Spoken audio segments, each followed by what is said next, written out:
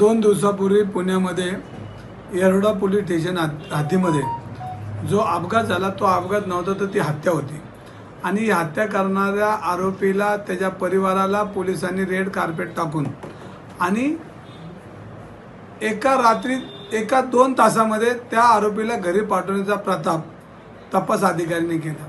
जी मुलं मृत्युमुखी पडली होती ती ससूनच्या शिवगृहामध्ये त्यांच्याकडे बघायला पोलिसांना वेळ सुद्धा नव्हता। त्यांचा पंचनामा कधी झाला, काय झाला, त्यांच्या पालकांची काय अवस्था आहे हे पोलिसांनी न बघता प्रचंड प्रमाणात पाकिट संस्कृतीच्या जोरावर ती मुलं घरी गेली।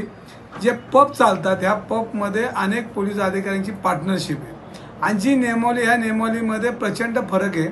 जे पहाटे 4-4 वाजेपर्यंत चालणारे पब हे काल महानगरपालिकेने बेकायदेशीर म्हणून पाडलेत।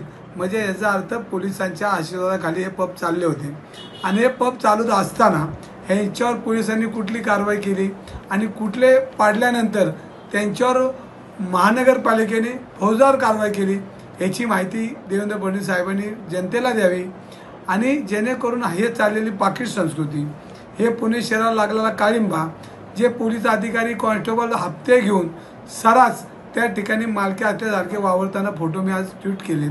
म्हणजे ह्याचा अर्थ की आता पोलीसच जर यंत्रणाच खराब झाली असेल तर सर्वसामान्य आणि पुणेकरांनी काय कसं या पुणे शहरामध्ये राहायचं। आज पुणे विद्येचं माहेरघर आहे आणि या विद्येच्या माहेरघरामध्ये लाखो विद्यार्थी शिकायला येतात। पुण्यामधनं ते काय घेऊन जाणार, शिक्षण घेऊन जाणार आहे का पबचे संस्कृती घेऊन जाणार आहे का अंमली पदार्थ व्यसनी पोरगा घेऊन जाणार आहे, अशी पालकांना भीती निर्माण झाली आणि याची सर्वस्वी जबाबदारी गृहमंत्र्याची पोलिसांची आहे। ही पब संस्कृती पुण्यातली कायमची मिटवली पाहिजे। ह्याच्यामध्ये भारतीय जनता पार्टीचे अनेक लोक यांचे पब मालकीचे आहेत ही वस्तुस्थिती खरी आहे आणि ज्या महानगरपालिकेने याच्यावर कारवाई केली त्याच जागा मालकावर पोलीस कारवाई करावी, नाहीतर पोलीस महानगरपालिका आणि गृह खातं यांना संरक्षण देते हे सिद्ध होईल।